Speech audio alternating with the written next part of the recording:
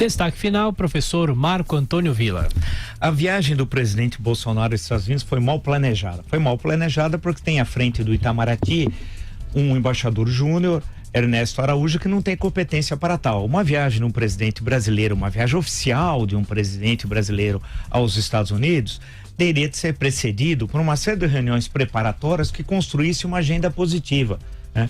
E também atividades que significasse uma apresentação do Brasil, das suas principais questões econômicas para o mundo econômico norte-americano. Porém, o incapaz, que eu chamo brincando de Beato Salu, o Ernesto Araújo, ele é um elemento que não tem mínima noção do que é o Itamaraty, nem da sua história. Desconhece a história do Itamaraty, né? Por exemplo, não precisa ir tão longe, se nós pegarmos a política externa, que vem desde o governo Jânio Quadros, com a política externa independente, com Afonso Arinos de Melo Franco, durou pouco, 7 meses, mas continuou depois no governo João Goulart, excetuando no regime militar o governo Castelo Branco e Juracy Magalhães, que é político e não alguém de origem do Itamaraty, e um pouquinho com Magalhães Pinto no governo Costa Silva. A partir então, quando os diplomatas assumem efetivamente a direção da política externa brasileira naquele período, entenda-se, ficou muito claro que a política externa brasileira partia de alguns pressupostos que se chocavam com os Estados Unidos. Exemplo, né? Governo Médici usa um mar de 200 milhas.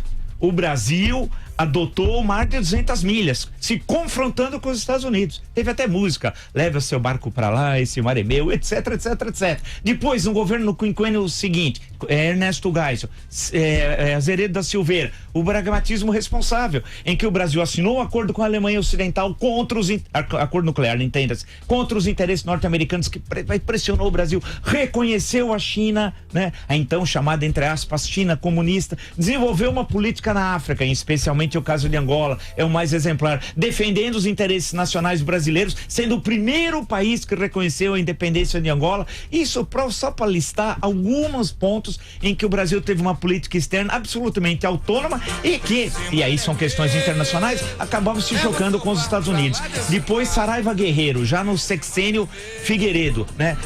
Já no Olha sexênio Figueiredo. Oi? A música no ar aí. Essa aí foi no governo Médici e tal. João Nogueira. João Nogueira, ele é que compôs tal. Então, a coisa, aí vem o Saraiva Guerreiro, né? O sexênio. Também a política externa brasileira tinha confrontos com os Estados Unidos, né? Não era uma política de alinhamento automático a ninguém. O que chama a atenção, agora dando um salto histórico, para não fazer um longo apanhado histórico e tal, é a adoção dessa política irresponsável, insisto, coloca em risco a segurança nacional brasileira, a recuperação econômica, assume como política externa brasileira algo que não é produzido aqui, mas é uma ideologia importada, exótica, estrangeira e nociva aos interesses brasileiros, né? E isso é uma coisa seríssima. Essa viagem está sendo desastrosa. E será, infelizmente, não o digo com prazer, pelo contrário, vai ser os resultados desastrosos. Achar que os Estados Unidos vai apoiar o pleito brasileiro de entrar no OCDE, pode tirar o cavalo da chuva. Achar que de alguma forma vai rever a política em relação à taxação de produtos brasileiros que chegam nos Estados Unidos ou no campo agropecuário ou industrial, pode tirar o cavalo da chuva. A política de Trump é protecionismo, é primeiro os Estados Unidos, depois o resto, e o resto, o Brasil tá lá embaixo nesse resto tal, né? Por outro lado, a questão da China, que para nós é importantíssimo pela vinculação econômica que o Brasil tem nos últimos anos com a China, principal mercado do Brasil, principal investidor no Brasil. Em suma, temos relações econômicas hoje preferenciais sim com a China. Isso não significa se alinhar politicamente ao governo chinês, isso é uma loucura, né?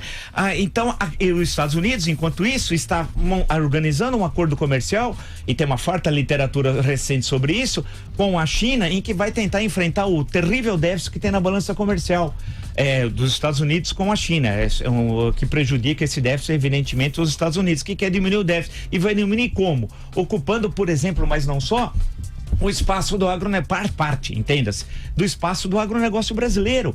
Portanto, isso é um absurdo que está sendo feito. Você se alinha aos Estados Unidos e não vai receber nada. Ao contrário, o que deve receber é material militar de 8ª categoria. Isso, aquele que não serve mais, o Brasil já recebeu isso em outros momentos da história, lembrar do porta-aviões Minas Gerais, por exemplo, né? Mas vai receber alguma coisa que não interessa mais os Estados Unidos, isso é um absurdo. E quando eu fico vendo por exemplo, a questão do visto, sem reciprocidade, quer dizer que americano entra no Brasil sem visto e brasileiro não entra nos Estados Unidos. Aí o que eles pensam, representante? Presidente da Comissão de Relações Exteriores da Câmara dos Deputados, o sujeito é uma autoridade, Eduardo Bolsonaro, diz que o brasileiro que é imigrante clandestino nos Estados Unidos é uma vergonha.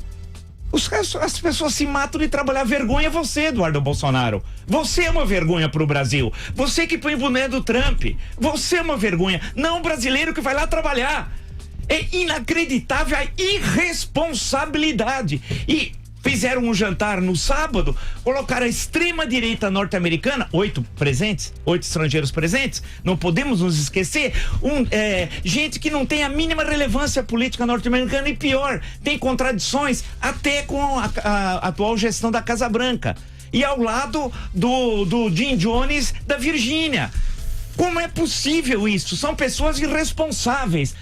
Insisto, é necessário acabar com essa subserviência. Não importa quem. O Itamaraty precisa ter outro responsável. Não é possível que tenha um cidadão incompetente, incapaz, que não defende os interesses nacionais como Ernesto Araújo. Está na hora de dar uma sacudida. Ainda é tempo, sob pena do Brasil ter seríssimos prejuízos econômicos, políticos e ideológicos. Registrem.